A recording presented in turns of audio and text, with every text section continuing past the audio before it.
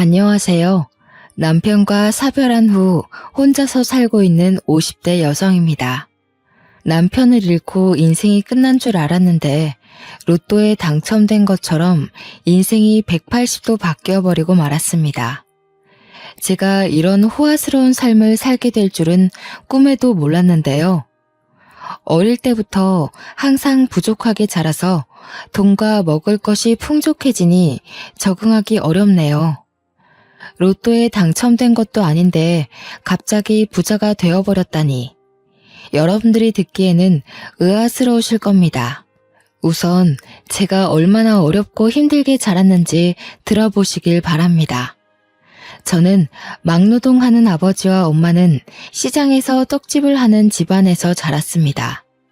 두 분 다 아침 일찍 나가서 일을 하셔서 어릴 때부터 자립심 넘치게 컸어요. 제가 알아서 밥을 차려 먹고 집안일을 하다 보니까 어느 정도 컸을 때에는 엄마보다 집안일을 잘했습니다. 중학생이 되자 아버지와 엄마를 위해 아침밥을 차려드릴 정도로 집안일 도사가 되어버렸죠. 그 무렵 옆집으로 이사오게 된 남편을 만나게 되었습니다. 짐을 나르는 소리가 들리고 시끌벅적해져서 슬쩍 나가보니 제 또래가 서 있더군요. 동네에 제 나이 또래가 없어서 친해지고 싶었습니다. 게다가 어찌나 짐도 척척 나르고 야무진지 저보다 한두 사람 많아 보였습니다. 친해지고 싶은 마음에 제가 엄마가 만든 떡을 몰래 가져와서 나누어 주었습니다. 남편이 저보고 굵직한 목소리로 고맙다고 하는데 설레더라고요. 그 뒤로 제가 음식을 직접 해가서 나누어 준다는 명목으로 남편을 보러 갔습니다. 그렇게 남편을 몰래 짝사랑한 지 1년이 지났을 무렵이었습니다. 남편은 저와 다른 학교에 다녔지만 같은 방향이었습니다. 그래서 제가 매번 찾아가서 시아버지께 태워달라고 했죠.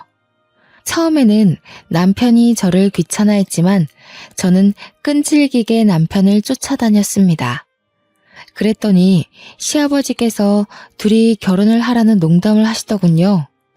너네 맨날 이렇게 학교 같이 다니면서 언제 사귈래? 얼른 사귀어야지. 결혼도 하고 그렇지. 남편이 얼굴을 붉히고 창피해하는 듯 하면서도 싫어하는 것 같지는 않았습니다. 부끄러운 마음에 얼굴을 푹 숙이고 있다가 남편을 쳐다보니 남편도 저를 쳐다보고 있었습니다. 그 눈빛과 마주한 순간 남편과 제가 같은 감정을 느끼고 있다는 사실을 알아차렸습니다. 그 뒤에 일어난 일은 여러분도 아실 거예요. 점차 남편이 저를 받아주어서 절친한 친구이자 연인 사이가 되었죠. 중학교를 졸업하고 고등학교를 졸업한 후에도 남편과 제가 쭉 교제하고 있으니 집안 어르신들이 결혼 이야기를 꺼냈습니다. 너네들도 이제 결혼해야지. 언제까지 그렇게 사귀고만 있을래? 얼른 결혼해서 손주 보여줘야 효자 효녀 노릇도 할 수 있다. 시부모님이 갑작스럽게 결혼을 독촉하시는 이유가 있었습니다. 저희 남편도 이제 땡땡 건축회사에 들어가 밥벌이를 하게 됐으니 식을 미루면 안 된다고 하셨거든요. 그 당시 저희 아버지가 뇌졸중에 걸리신 상태였습니다. 몸이 점점 굳어가고 있어서 앉아 있을 수 있을 때 식을 치러야 했죠. 그래서 저는 아버지 대신 삼촌의 손을 잡고 신부 입장을 하였습니다. 서둘러 준비한 결혼식치고는 괜찮은 결혼식이었는데요. 아직도 희미하게 웃어 보이는 아버지의 표정과 기쁨의 눈물을 흘리시는 엄마, 긴장한 듯 행복해 보이는 얼굴을 한 남편이 생각납니다. 저라면 이렇게 급하게 결혼식 올리기 힘들었을 텐데 아무래도 남편을 잘 만난 것 같았습니다. 또 언제 돌아가실지 모르는 아버지를 위해 남편이 얼른 애를 가지자고 말해주었습니다. 정말 고마운 사람이었죠. 남편이 힘써준 덕분에 첫째 아이를 빨리 가질 수 있었습니다. 다행히 저희 아버지가 만석이는 보고 떠나셨는데요. 민석이의 자그마한 손을 잡고 울먹거리시는 모습이 아직도 눈앞에서 아른거립니다. 아버지 장례식을 치르고 자꾸만 마지막 그 모습이 생각나서 눈물이 멈추질 않더군요. 그날 이후로 몸에 수분이 마를 정도로 울 일은 없을 거라고 생각했습니다. 하지만 5년 뒤 엄마가 낙상사고로 돌아가셨습니다. 화장실에서 미끄러져서 허망하게 가버리신 거죠. 그때 저는 정말 불효자라고 생각했습니다. 엄마를 혼자 지내게 해서 이런 일이 생긴 것 같았거든요. 제 앞에 저승사자가 어슬렁거리며 제가 소중하게 생각하는 사람들을 다 앗아가는 기분이었습니다. 밤마다 꿈에서 아버지가 나타나고 엄마가 나타나셔서 슬피 우셨습니다. 하지만 제게는 소중한 아들과 다정한 남편이 옆에 있었기에 힘을 내서 현실을 잊으려 노력했습니다. 그렇게 이들이 고등학교를 졸업하고 대학교를 입학할 시기였는데요. 저희 가족에게 또 커다란 시련이 찾아오고 말았습니다. 점점 제 머릿속에서 잊혀져 가던 엄마가 다시 제 꿈속에 나타나 슬피 울더라고요. 너무 슬퍼서 꿈속인데도 눈물을 뚝뚝 떨어뜨릴 정도였어요. 잠에서 깨어났더니 눈물로 베개가 흠쩍 젖어 있었고 마치 우울증에 걸린 사람처럼 온몸에 힘이 빠져서 정신을 차릴 수가 없었죠.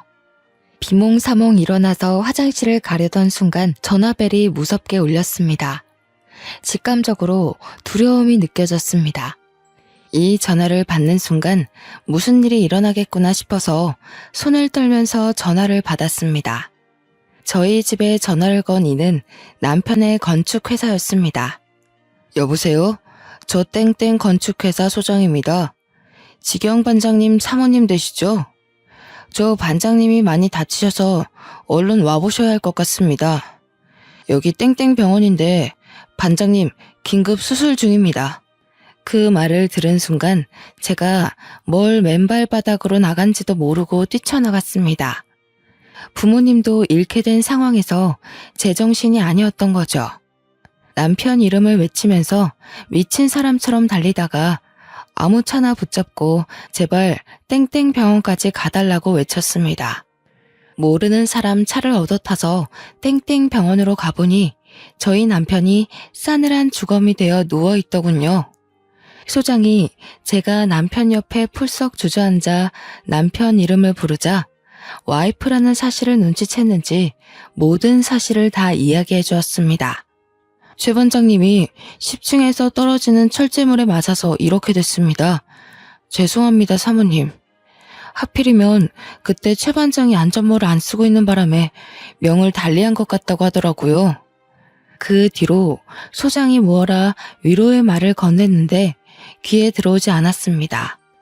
남편이 죽었다는 것만으로 충격적인데 전업주부로 살고 있는 저는 금전적인 문제까지 휘말리고 말았습니다. 겨우 남아있는 돈으로 남편 장례식을 치르니 한 푼도 남아있지 않았거든요. 당장에 아들 대학 등록금도 될 수 없었고 다달이 나가는 집세도 당연히 낼 수 없었습니다. 이제 제가 직접 돈을 벌어야 했지만 막상 사회에 뛰어들자니 정신적으로 참 힘들었습니다. 어릴 때는 쭉 집안일만 하다가 성인이 되자마자 남편과 결혼했으니까요. 그러고 아들이 성인이 될 때까지 단 한 번도 돈 벌어오는 일을 한 적이 없었습니다. 하지만 곧 대학교를 입학하는 아들을 위해서 어떻게든 먹고 살려고 발버둥 쳐야 했죠. 그래서 결국 친구들이랑 형제들에게 전화에 돈을 빌리는 지경까지 찾아왔어요. 한 푼이라도 빌려줄 줄 알았던 친구들이랑 형제들이 모두 다 저를 피하거나 돈이 없다고 말하더군요. 월세 낼 돈이 없어서 이러다 집에서 쫓겨난다고 해도 소용이 없었습니다. 제가 무릎 꿇다시피 빌어도 어쩔 수 없다는 반응이었는데요. 결국 제일 손을 뻗기 싫었던 시댁을 찾아가 시어머니를 뵀습니다. 자존심을 다 버리고 찾아간 것인데 시어머니는 참으로 모질게 구셨습니다. 내가 미쳤니? 너 같은 것한테 돈을 빌려주게? 너도 제정신이 아니구나. 우리 아들 장례식장에서 그런 소리를 듣고도 나한테 돈을 빌리러 와? 사실 남편 장례식장에서 난리가 난 적이 있었습니다. 시어머니가 저를 보자마자 뺨을 때리면서 남편 죽인 년이라고 욕을 하셨거든요. 저는 귀한 아들이 갑자기 세상을 떴으니 이성을 잃으셔서 그런 줄 알았습니다. 그런데 사고로 죽은 남편이 제 탓이라뇨. 너무 억울해서 눈물이 났죠. 시어머니가 제 등을 떠밀면서 내쫓아 버리길래 울면서 시댁을 나왔습니다.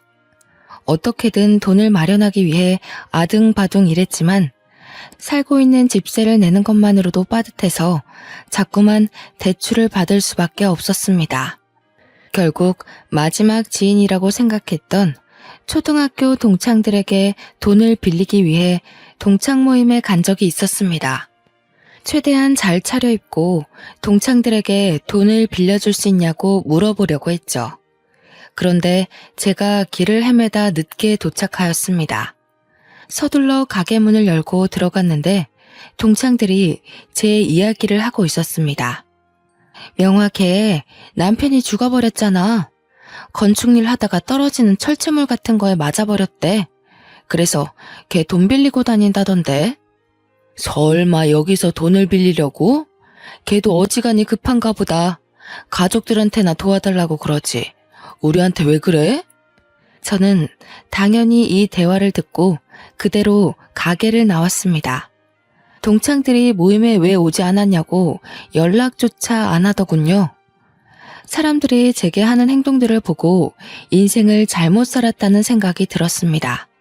원래는 활발하고 누굴 만나서 이야기하는 걸 좋아하는 성격이었지만 그 일을 겪은 후로 180도 바뀌어버리고 말았습니다.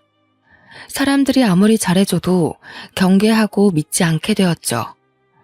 돈에 허덕이는 저를 보고 아들은 대학도 포기해버렸습니다. 저는 꼭 대학교를 다니게 해주고 싶어서 아등바등 빌리려 했었지만 아들은 스스로 공부에 뜻이 없다며 집안 상황이 좋지 않으니 대학교를 가지 않는 게 맞다고 저를 설득했습니다. 성인이 된 아들은 오토바이를 싼값에 구해서 배달 아르바이트를 하며 돈을 벌기 시작했습니다. 혼자 버는 것보다 둘이서 벌기 시작하니 경제적으로 숨통이 탁 트이기 시작했어요.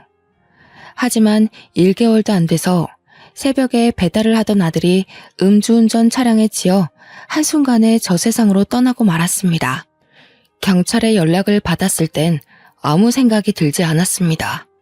그저 저에게 가족이란 연을 전부 끊어내려는 신을 원망할 수밖에 없었습니다. 불쌍한 엄마 생각해서 가고 싶었던 대학도 포기하던 착한 아들이 세상을 떠나자 더 이상 저에게 세상 살아갈 힘이 남아있지 않았습니다. 나쁜 생각도 안 해본 건 아니지만 만약 내가 허망하게 세상을 떠나면 하늘에서 우리 아들 볼 면목이 없을까봐 그런 생각까지 도달하자 조금은 힘을 낼 수 있었습니다. 가족 없이 혼자 살기에 컸던 아파트에서 나왔습니다.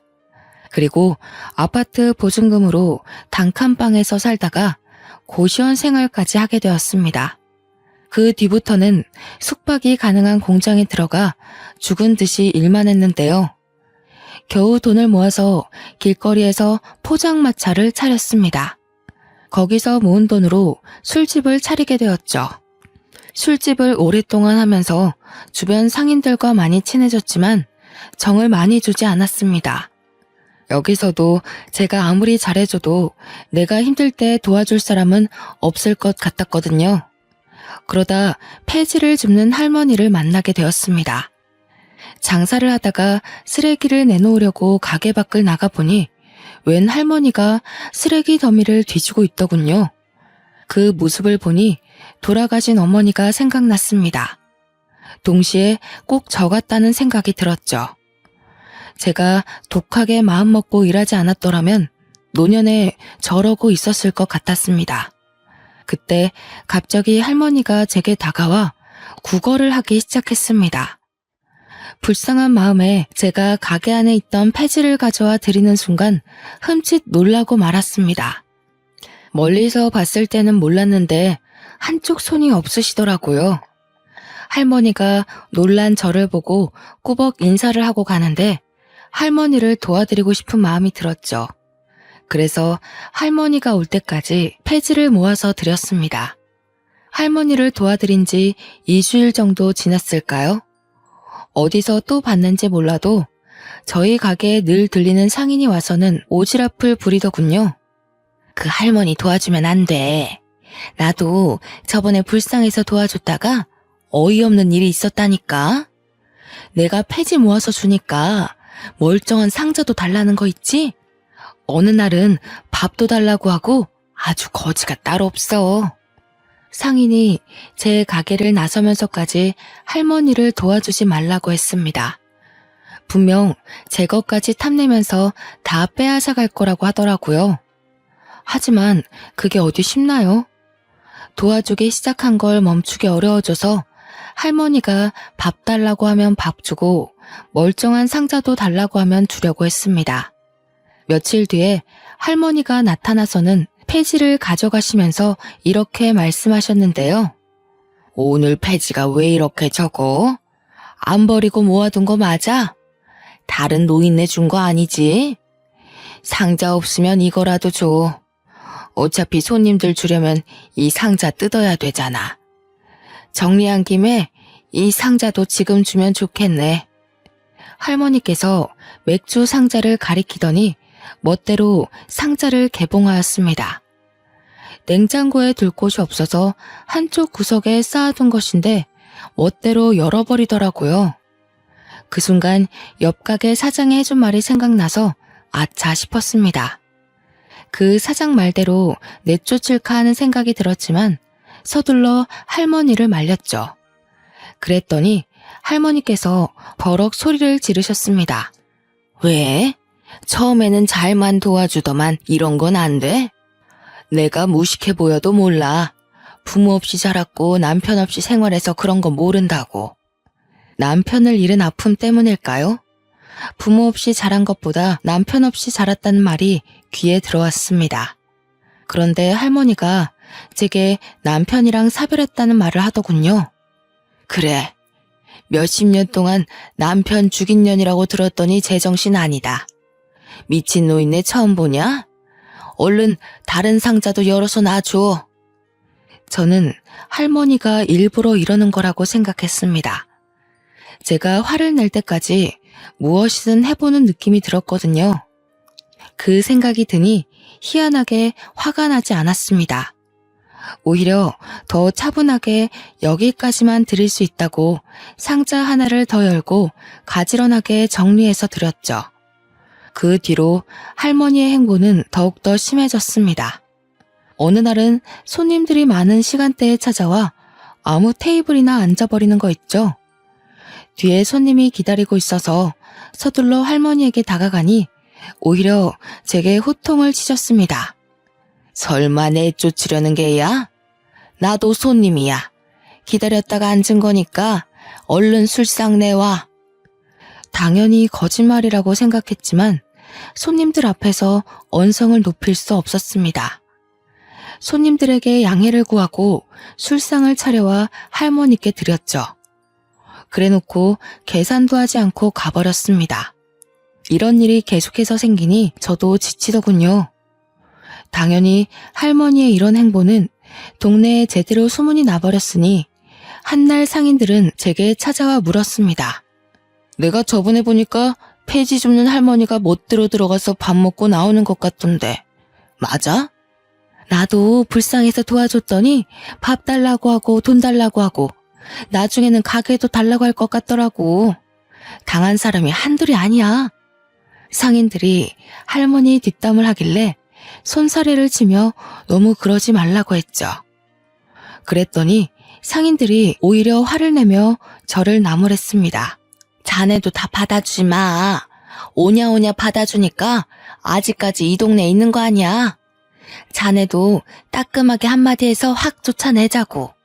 그 노인네 때문에 장사 안 돼서 미쳐버리겠어.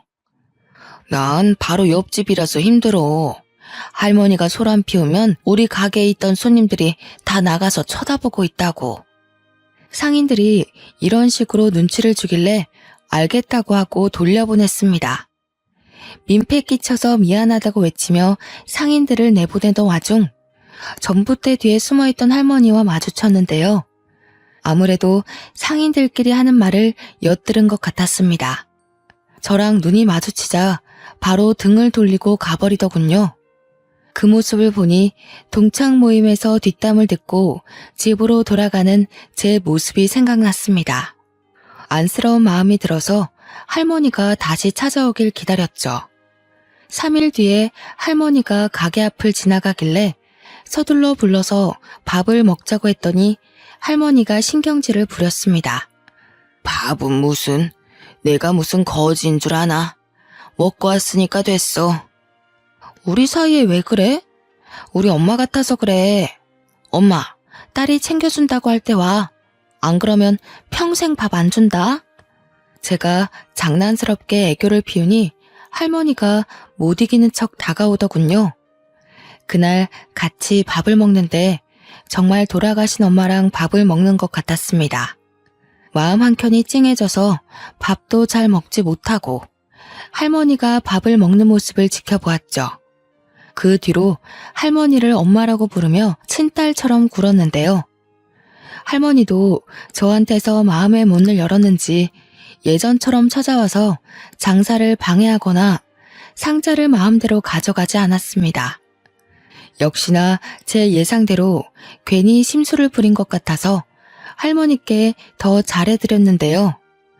그날도 할머니가 밥을 먹으러 왔길래 상을 차려드렸습니다.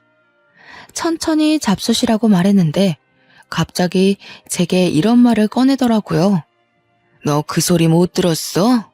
내가 건물주라는 소리 들어봤을 법도 한데 궁금하지 않아? 처음 듣는데? 엄마 건물주야? 근데 그게 무슨 상관이야. 내 건물도 아닌데. 제가 이렇게 넘어가 버리니 할머니가 더 이상 묻지도 않더군요. 저는 할머니가 건물주라고 생각하지 않았습니다. 상인들이랑 대화를 하다가 할머니 생각이나 물어보았지만 저랑 친한 상인이 말하길 그 할머니가 노망난 것 같다고 하였습니다. 정정해 보이는데 노망이 났다니 정말로 할머니가 치매에 걸린 건 아닐까 걱정이 되었습니다. 사실 할머니가 이런 말씀을 하신 게 한두 번이 아니었습니다. 그날은 제가 병원에서 건강검진을 받고 온 날이었습니다. 얼마 전에 건너편 가게 사장이 위암에 걸렸다는 말을 듣고 저도 겁이 나서 검진을 받고 왔는데요. 안 그래도 위가 약해서 위염을 달고 살았습니다. 건너편 가게 사장도 위가 약해서 빈속에 커피도 잘 안 마셨다고 하더라고요. 제가 검진을 받고 온 뒤로 큰 병을 얻은 건 아닐까 조마조마해하고 있었습니다. 그때 갑자기 저에게 할머니가 찾아와 무슨 일이냐고 하더군요.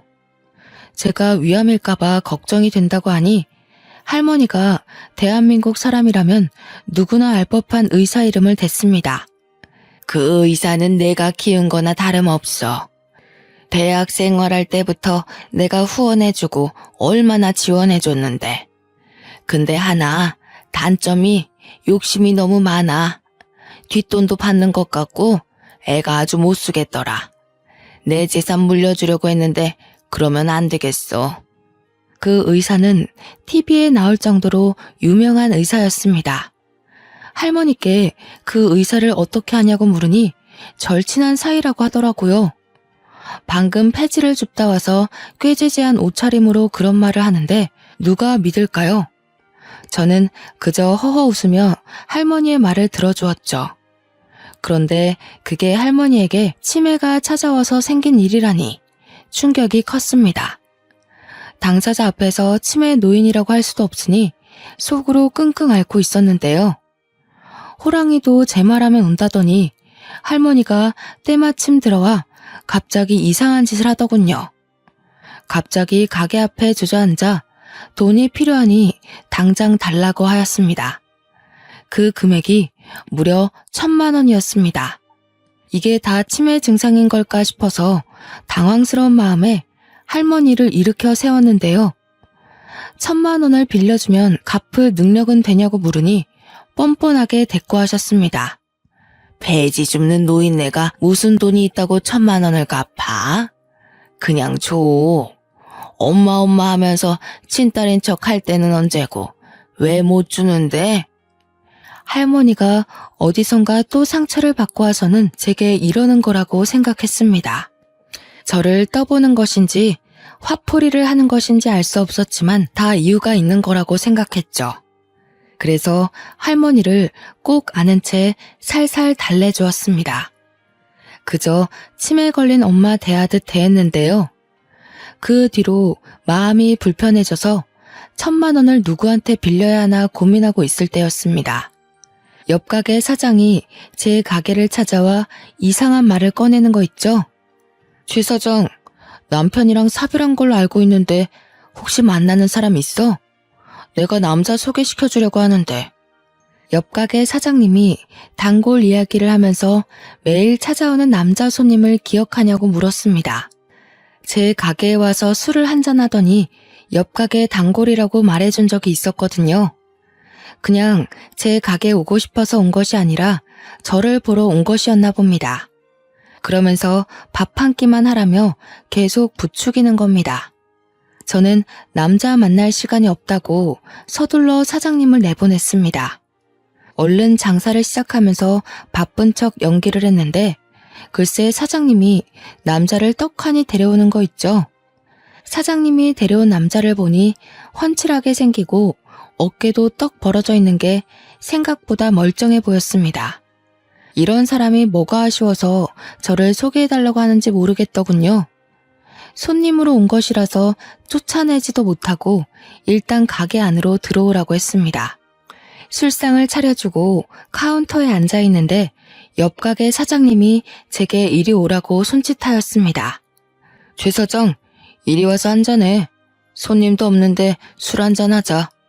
우리 단골 사장님이 술 한 잔만 따라주고 싶대. 옆 가게 사장님이 데려온 남자가 술병을 든 채 저를 기다리고 있는데 안 갈 수가 없었습니다. 진짜 술잔만 받고 다시 카운터에 앉아 있으려고 했는데요. 이 남자가 저희 남편이랑 똑같은 일을 하고 있다는 소리를 듣고 망부석이 되어버리고 말았습니다. 최 사장, 그거 알아? 이 사람도 건축 일한대. 저번에 현장에서 일하다가 머리 다칠 뻔했다는데? 남자의 머리를 보니 땜빵 자국이 남아 있었습니다. 남편이 살아있다면 이런 상처 자국을 계속해서 보고 있었겠구나 생각하고 있는데 갑자기 그 남자가 이렇게 말하더군요. 이렇게 목숨 걸고 일했는데 마누라가 도망가 버렸어요. 다른 놈이랑 시시덕거리길래 이혼해버렸습니다. 최 사장님 남편 대신 제가 죽었어야 했는데 뭐하러 살아서 마누라 바람피는 것까지 보고 그랬는지. 남자가 머리를 푹 숙인 채 눈물을 흘리는데 남편 생각이 많이 났습니다. 머리에 난 상처도 그렇고 아직도 아내를 많이 그리워하는 게 남편과 많이 닮은 사람 같았죠. 옆 가게 사장님 말대로 손님도 없고 한가하니 술잔을 기울이면서 그 남성분이랑 많이 친해졌습니다. 이름은 김정식이고 이혼한 지 4년이 넘었다고 하더군요. 그 뒤로 자주 찾아와 술을 먹었고 정식 씨가 고백을 해서 진지하게 만나보기 시작했습니다. 저는 남편과 사별했고 정식 씨도 이혼을 한 상태라서 둘 사이에 결혼 이야기가 생각보다 빨리 나왔습니다. 6개월 정도 교제한 끝에 시댁에 인사드리러 갔는데요. 시어머니는 저를 보자마자 팔짱을 낀 채 의자에 앉아만 계셨습니다.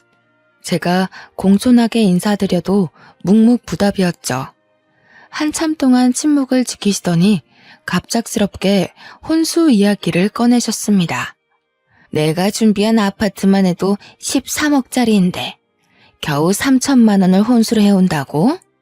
그 돈을 누구 코에 붙이게? 시어머니가 버럭 소리를 지르니까 예비 신랑이 말리더군요. 엄마, 왜 그래?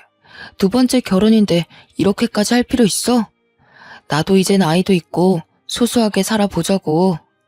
소소하게 살긴 뭘 소소하게 살아? 그런 건 젊었을 때나 하는 짓이야.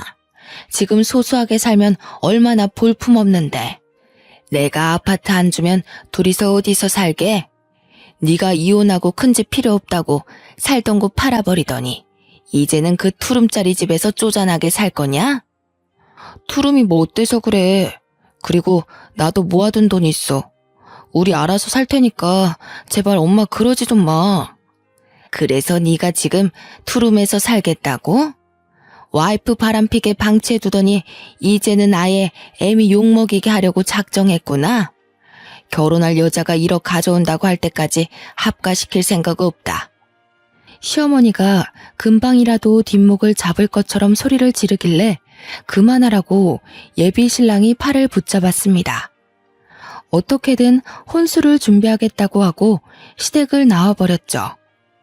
대출이라도 할까 고민했지만 이 늦은 나이에 결혼하면서 예전처럼 가난함을 느끼고 싶지 않았습니다.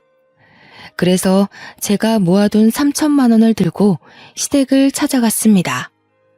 연락을 하고 갔어야 했는데 시어머니가 무서워서 일단 무작정 초인종을 눌러보려고 했는데요. 현관문이 열려 있어서 빼꼼 내다보니 시어머니가 소리를 지르고 있었습니다. 그곳에 예비 신랑도 있는 것 같았죠. 도대체 왜 이러는 거야? 내가 첫 번째 결혼할 때는 아니랬잖아. 내가 좋아하는 여자라면 얼른 결혼하라고 할 때는 언제고 두 번째는 왜 이러는 건데? 그때랑 지금이랑 똑같니? 내가 결혼 막 시키는 바람에 일이 이렇게 된 거 아니야. 딱 보니까 네가 여자 볼 줄 모른다. 그것도 얌전해 보여서 요조 숙녀처럼 잘 지내겠다 싶었는데 다른 남자랑 바람핀 거 아니야? 네가 목숨 걸고 일하다 다쳤는데 그것이 병문안이라도 와봤어? 다른 놈이랑 뒹구느라 네가 죽든 말든 신경도 안 썼잖아. 그 말이 왜 지금 나오는 건데? 그래서 이혼했잖아. 이혼한 거니까 된 거 아니야? 그 여자도 남편 죽어서 사별한 거라며? 그 여자 남편도 너랑 똑같은 일 했다는데 어떻게 결혼시켜? 그리고 얼마나 기가 세면 지 남편이랑 아들까지 모조리 세상을 떠난다니? 그런 것 하고 어떻게 너를 결혼시켜? 내가 점도 보고 왔는데 점쟁이가 그것이 내 아들 죽일 게 뻔하대. 그 여자 가족이 되면 전부 죽는 팔자라고 하더라. 1억 해오라는 것도 헤어지게 하려고 일부러 그런 것이니까 당장 헤어져라. 1억 구해오면 1억 더 해오라고 할 테니까. 거짓말하지 마. 점쟁이 때문이 아니라 아버지 빚 때문에 이러는 거잖아. 다 늙은 노인이 무슨 부귀영화를 누리겠다고 도박을 해? 이렇게 자식 인생 망치니까 좋아? 저는 그 말을 들은 순간 조용히 뒤돌아서 나올 수밖에 없었습니다. 제가 전생에 무슨 죄를 지었던 걸까요? 어쩔 수 없이 남편과 아들을 잃은 것뿐인데 사람들이 저를 벼랑으로 내모는 것 같았습니다. 내 편은 더 이상 만들지 못하는 것인지 싶어서 하염없이 눈물만 흘렸죠. 어느 정도 행복해졌다고 생각했는데 저는 동창 모임 때처럼 아직도 처량한 신세였습니다. 어차피 마음을 열어도 믿었던 사람들이 저를 비난할 테고 저한테 손가락질할 거라는 생각에 사람들이 쳐다보든 말든 오열하였습니다. 집 가는 내내 엄마 잃은 아이처럼 대성통곡을 해버렸는데요. 그때 갑자기 할머니가 저를 보고 왜 그러냐고 물었습니다. 할머니가 울지 말라고 소매로 제 눈물을 닦아주고 있는데 정말 엄마같이 느껴졌습니다. 평소에 할머니를 엄마라고 불렀어서 울면서 엄마라 부른 것인데 정말로 눈앞에 엄마가 있는 것 같았죠. 그래서 저도 모르게 시댁에서 있었던 일들을 다 말해버렸습니다. 그 말을 다 듣고 있던 할머니께서 갑자기 품속에서 돈봉투를 꺼내주더라고요. 1,000만 원짜리 수표 10장이 들어있을 거다. 너 주려고 내내 가지고 있던 거야. 널 진짜 딸이라고 생각하니까 주는 거다. 나 폐지만 줍고 다니는 노인네 아니다. 네가 장사하고 있는 건물이 내 건물이야. 제가 1층에 새 들어있는 6층짜리 건물을 가리키니 할머니가 맞다고 하였습니다. 믿을 수 없다고 하니까 그럼 그 돈이 어디서 났겠냐고 하는 거 있죠? 실제로 할머니의 옷은 가격대가 나가 보였습니다. 게다가 어디서 사는지 몰라도 늘 씻고 오는 듯 했죠. 대화도 해보니 그 나이에 무려 대학도 나왔다고 했고 아는 것도 많아서 의외라고 생각한 적도 있었습니다. 제가 얼떨떨한 표정으로 1억이 든 봉투를 바라만 보고 있으니 할머니는 호탕하게 웃으며 꽤 충격적인 말을 해주셨습니다. 네가 남보다 나으니까 그런 거다. 내 자식들은 내가 사고로 손이 없어지니까 나 몰라라 하더라. 지들끼리 양로원에 집어넣자고 하고 재산 이야기만 하면서 쑥덕거리길래 아예 연 끊었다. 자식들 몰래 이사 온 거라서 자식들은 내가 지금 어디 사는지도 몰라. 그딴 놈들한테 재산 물려주느니 차라리 사회에 환원하려고 했는데 정부 놈들을 믿을 수가 있어야지. 할머니 말로는 건물주인 줄 알고 싹싹하게 구는 상인들한테 테스트를 해봤다고 합니다. 사실 건물주가 아니고 폐지를 주우러 다닌다는 사실을 알리니 상인들 태도가 싹 바뀌었다고 하죠. 그 뒤로 상인들이 몇 번이나 바뀌어서 할머니가 건물주라는 소문이 전부 사라져버린 거죠. 대신 할머니가 무전 취식하면서 폐지 주우러 다니는 노인이라는 소문이 자리한 것인데요. 그 상태로 건물주라는 소리를 하니 아무도 믿지 않아서 할머니가 그런 사람들을 시험해 본 것입니다. 내가 몇 년을 속여봤는데 사람들은 다 똑같더라. 내가 나중에 건물주라고 밝히니까 다들 이용해 먹으려고 하더라고. 그래서 주는 거다. 너는 내 친딸들보다 낫다. 그러니 얼른 받아라. 할머니가 그 돈을 쥐어주면서 시댁에 얼른 가보라고 하였습니다. 점쟁이 말만 믿고 귀한 며느리 내친 시어머니를 혼쭐 내고 오라고 하더군요. 그래서 할머니 말대로 시댁에 찾아가 1억을 시어머니 눈앞에서 살랑살랑 흔들었습니다.